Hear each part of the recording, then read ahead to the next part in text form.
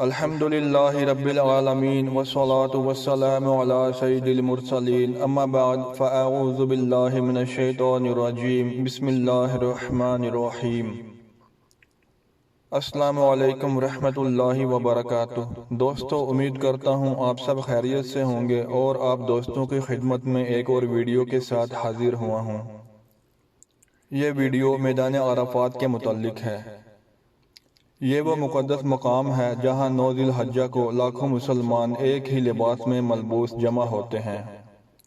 بے شمار اولیاء کرام اور اللہ عز و جل کے 2 نبی حضرت سیدنا خضر علیہ السلام اور حضرت سیدنا الیاس علیہ السلام بھی بروز عرفہ میدان عرفات میں تشریف فرما ہوتے ہیں، اور یہاں ہر طرف لبیک کی صدائیں گونج رہی ہوتی ہیں۔ وقوف عرفہ کے دوران تمام حجاج کرام صدقے دل سے اپنے رب کریم عز و جل کی طرف متوجہ ہو جاتے ہیں اور نہایت ہی خشوع و خضوع کے ساتھ لرزتے کانپتے خوف و امید کے ملے جلے جذبات کے ساتھ آنکھیں بند کیے، سر جھکائے، دعا کے لیے ہاتھ آسمان کی طرف پھیلائے توبہ و استغفار میں ڈوب جاتے ہیں، اور وقت ظہر میں ظہر و عصر ملا کر پڑھی جاتی ہے، مگر اس کی بعض شرائط ہیں۔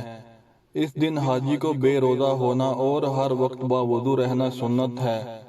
9 ذی الحجہ کو حجاج کرام فجر کی نماز کے بعد مینا سے عرفات کی طرف روانہ ہوتے ہیں اور یہاں غروب آفتاب تک ٹھہرتے ہیں، پھر غروب آفتاب کے بعد میدان مزدلفہ کی طرف روانہ ہو جاتے ہیں، جہاں انہوں نے رات بھر قیام کرنا ہوتا ہے۔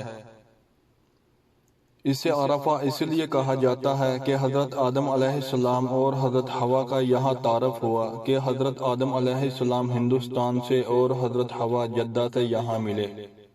یا اس لیے کہا جاتا ہے کہ جبرائیل علیہ السلام نے حضرت آدم علیہ السلام کو مناسک حج متعارف کرایا۔ یا اس لیے کہ حضرت ابراہیم علیہ السلام 9 ذی الحجہ کو حضرت اسماعیل علیہ السلام سے ملے۔ یا اس لیے کہ حضرت آدم علیہ السلام اور حضرت حوا نے یہاں اعتراف عجز کیا۔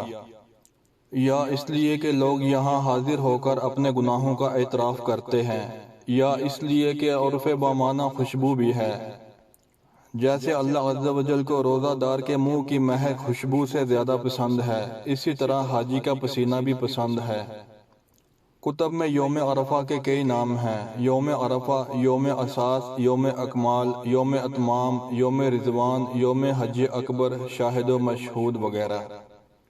حضور صلی اللہ علیہ وآلہ وسلم نے فرمایا، حج عرفہ میں قیام ہے، باقی احکام حج رہ جانے سے تلافی ہو سکتی ہے، مگر وقوف عرفہ رہ جائے تو کوئی بدل نہیں۔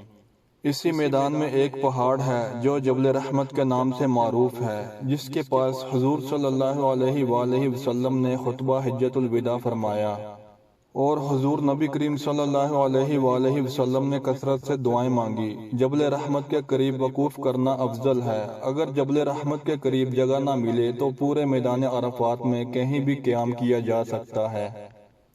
حضرت سیدنا امام جعفر صادق علیہ رحمۃ اللہ الخالق سے مروی ہے، کچھ گناہ ایسے ہیں جن کا کفارہ وقوف عرفہ ہی ہے، یعنی وہ صرف وقوف عرفات سے ہی مٹتے ہیں۔ میدان عرفات مشعر ہے اور حدود حرم سے باہر ہے، اور مسجد حرام کے جنوب مشرق میں 22 کلومیٹر کے فاصلے پر واقع ہے، اور اس کا کل رقبہ 104 مربع کلومیٹر ہے۔ حدود عرفات کو ظاہر کرنے کے لیے پیلے رنگ کے بورڈ لگائے گئے ہیں۔ حکومت کی طرف سے اس وسیع میدان میں ایسے انتظامات کیے گئے ہیں جو حجاج کرام کے لیے راحت و آرام دہ ہیں۔ کشادہ سڑکیں منظم طریقہ سے تیار کی گئی ہیں، جن پر روشنی کا معقول انتظام ہے۔ جگہ جگہ پینے اور وضو کے لیے پانی کا انتظام کیا گیا ہے، اور بیت الخلاء بنائے گئے ہیں۔ ڈسپنسریاں قائم کی گئی ہیں جہاں حجاج کرام کا مفت علاج کیا جاتا ہے۔ مسجد نمرہ اور جبل رحمت کے آس پاس کی فضا کو ٹھنڈا رکھنے کے لیے ایسے پائپ فٹ کیے گئے ہیں جن سے پانی انتہائی باریک ذرات کی شکل میں فضا میں پھیل کر موسم کو خوشگوار بنا دیتا ہے اور گرمی کی شدت میں کمی محسوس ہوتی ہے۔ جنرل ضیاء الحق نے اپنے دور حکومت میں پورے میدان عرفات میں درخت لگانے کے لیے پاکستان سے پودے منگوائے تھے، اور مٹی بھی پاکستان سے لائی گئی تھی۔ جنرل ضیاء الحق نے پہلا پودا اپنے ہاتھوں سے لگایا تھا، اور پھر پورے میدان عرفات میں پودے لگائے گئے تاکہ ماحول خوشگوار ہو۔